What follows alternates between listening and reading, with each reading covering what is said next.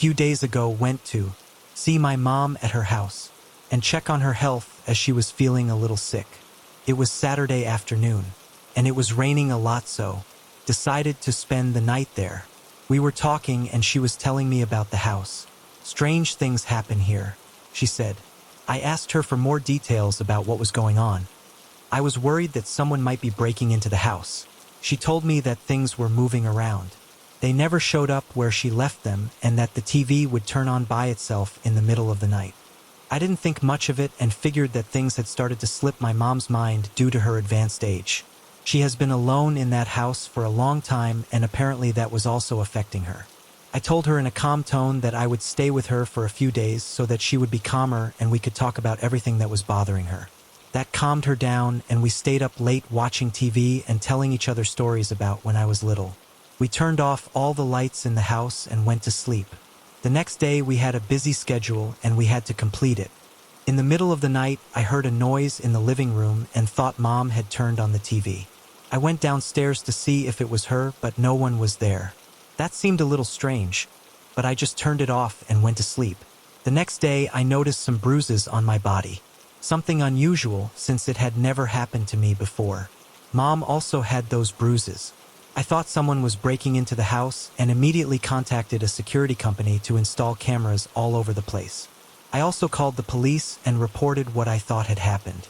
They later showed up and checked the entire place, but according to their report, there were no signs or indications that anyone had entered the house. To be honest, I didn't believe them and thought they didn't want to do their job as they should. So I asked them to leave. The security company installed the cameras and I could check from my cell phone everything that was going on in the house, and that made me feel more at ease. I bought a baseball bat to protect myself and my mom. I had inspected everything before going to bed and closed all the doors and windows. We were asleep, and in the middle of the night I heard that noise again and went downstairs quickly with my baseball bat in my hands. I saw that the TV was on at full volume. I went into the kitchen and the dishes were broken on the floor. I thought bandits had come in and were trying to terrorize me and my mom into leaving. I started looking all over the house. I decided not to turn on the lights to catch them by surprise, but I didn't find anyone. All the doors and windows were locked. The next day I checked the outside cameras to see any possible activity that night, but no one came in or out of the house. I decided to check the cameras inside the house. There was no one there either. But the worst thing was that I saw how the TV turned on by itself and the dishes in the kitchen fell without anyone touching them. At that moment, I realized that it was no one from the outside trying to get in. What was here was something supernatural, and it was not a police matter. The worst of all was that I felt unprotected.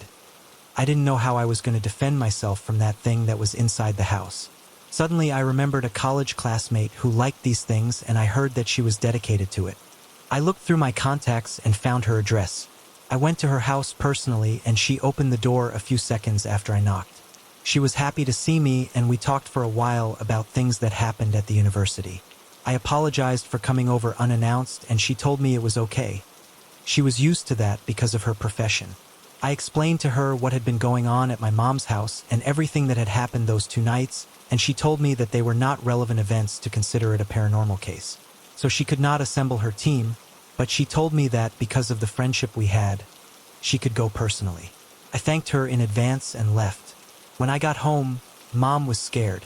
She told me that she had seen a man in the hallway who came running towards her and disappeared. When she tried to get out of the house, all the doors were locked and she had to stay inside the house until I returned. I got desperate and checked the cameras, but there was nothing. But I knew there was something there. Anna, my friend from college, arrived, and I was happy because I knew she would find a solution to the problem. Anna asked to be shown the house, and after checking the whole place, even the basement, she said that there was an evil presence there and that we should start working on it before everything got worse. There is a problem, she said. We have no proof that there is an evil presence here, and if we don't have proof, the Brotherhood will not be able to intervene. The Brotherhood? I asked. Yes, she said. We are a group of 7, and we are dedicated to solve this kind of cases. Each member who discovers something paranormal will have to present the evidence to the others, and then the whole Brotherhood intervenes. Interesting, I said. What is the place where you feel more activity? I wonder, and I pointed to the room. She installed some cameras that she brought with her, but these were designed to record evil presences. Everyone went to sleep in a different room. And in the middle of the night, as usual, the television was turned on. When I went down to the living room, Anna was already checking the cameras, and I am very fast at doing things. We moved tearfully forward to where the TV was turned on and we could finally see that thing. It was a man. He was sitting on the sofa, and when they turned off the TV, he looked very angry and went up the stairs to the rooms where he did everything to us while we slept. I couldn't believe my eyes, and at that moment I heard Anna say, "We have him," and immediately contact the sisterhood. They didn't take long to come. They checked the cameras and were surprised when they saw that man. They said they were a wandering spirit. They were referring to a person who died, but he doesn't know it yet.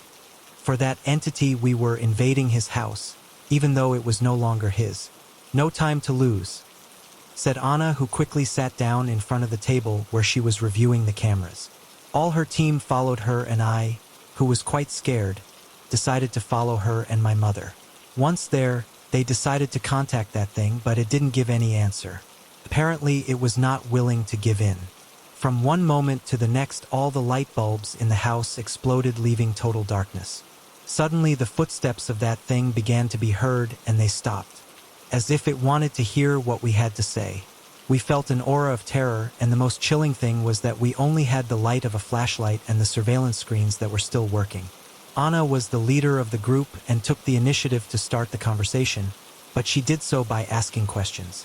The spirit answered yes with one touch and no with two. Everything seemed under control until she asked him if he came alone. He tapped twice. Apparently there were more, and the house belonged to them. It was a family that had lived there and was not willing to abandon what they considered their home. Suddenly a light came on in one of the rooms, and Anna went upstairs to see. She was carrying a camera to record everything and then make a study. Through the screens we could see everything, and in front of her we saw a figure in a black dress. But Anna could not see her, and she was getting too close. One of the members warned her, but Anna could not hear him. Apparently her equipment was running interference. When he came face to face with it, everyone in the room was petrified. It was creepy and looked like something out of the worst horror movie you can imagine. Immediately the team knew who it was and decided to go to find Anna, who was unaware of the danger she was facing. Once there, and Anna knew the name of the thing, her face turned pale and she looked around as if wondering, "Where have I gotten myself into?" Anna told us that we had to move out of there and that they couldn't do anything.